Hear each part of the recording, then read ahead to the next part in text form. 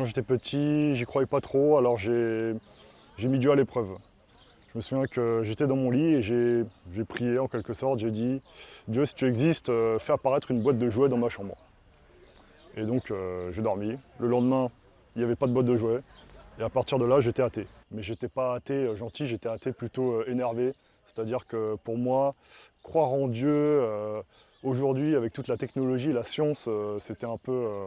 C'était impossible, quoi. C'était n'importe quoi. Ma vie, comme elle était insensée, comme j'avais aucune motivation, aucun objectif, je séchais les cours, j'avais pas vraiment d'amis, je m'entendais très mal avec ma famille, je savais pas quoi faire de ma vie. J'étais perdu et j'étais même peut-être un peu dépressif. Et là, j'ai été reconfronté donc à l'université à cette limite qui porte un nom d'ailleurs, c'est le nihilisme existentiel. Et quand on atteint cette limite, on a trois choix en gros. Soit on continue de manière machinique, c'est-à-dire qu'on abandonne vraiment toute vie spirituelle, toute transcendance, et on continue un peu comme une machine. Soit on met un terme à sa vie, ou soit on fait une table rase.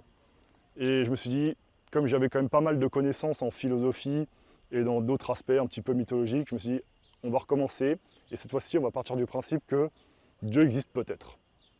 Et à partir de là, j'ai repris mes recherches en philosophie, en mythologie, dans diverses religions. Je suis passé un petit peu partout, j'ai testé pas mal de choses. Et quand j'ai relu le Nouveau Testament, parce que la première fois je l'ai lu en tant qu'athée, mais là je l'ai relu avec peut-être le cœur un petit peu plus ouvert. J'ai lu le Nouveau Testament et j'ai été frappé par la parole du Christ. J'ai été frappé par ce que je lisais parce que je voyais la vérité et je comprenais tout. C'est comme si Dieu se révélait à moi en vérité. Toutes les paraboles, les enseignements du Christ m'apparaissaient clairement. Et je me suis dit, mais mince, en fait, toute la vérité est là. Et j'étais même énervé parce que je me disais, mais comment j'ai pas pu voir que tout était dans ce livre? Et c'est là que j'ai réalisé que j'étais chrétien. Donc je me suis dit, bon, je suis chrétien, qu'est-ce que je fais? Je connaissais aucun chrétien, j'avais aucune culture chrétienne. Je suis allé sur Facebook, j'ai trouvé un groupe chrétien, je leur ai demandé, qu'est-ce que je fais? Je crois que je suis chrétien. Ils m'ont dit, va à la messe. Je leur ai dit, mais je sais pas trop, je connais pas la messe, je suis timide, etc. Ils m'ont dit, va à la messe. Alors je vais à la première messe que je trouve dans ma ville. Et là, pareil, la messe, tout était clair, tout était logique. J'avais l'impression d'être exactement là où je devais être. À la fin de la messe, le prêtre vient me voir, on parle, il m'invite à se revoir.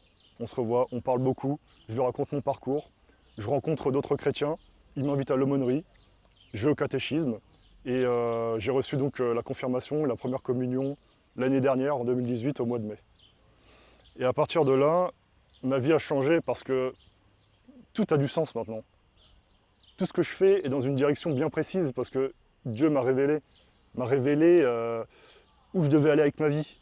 Donc j'ai plus aucune crainte, j'ai plus aucun doute. Je sais où je vais, je sais ce que je fais. Maintenant, je sers Dieu, je vis pour servir Dieu, et ça me procure de la joie. Parce que ce que je fais est sensé et ce que je fais est bon. Et je sais que je suis sur le bon chemin et que je fais du bien, autant à moi et aux autres. Alors maintenant, Jésus, c'est mon Dieu, c'est mon maître parce qu'il m'enseigne, il me guide, il me révèle ce que je dois faire. C'est aussi un frère avec qui je dialogue, c'est un ami à qui je me confie.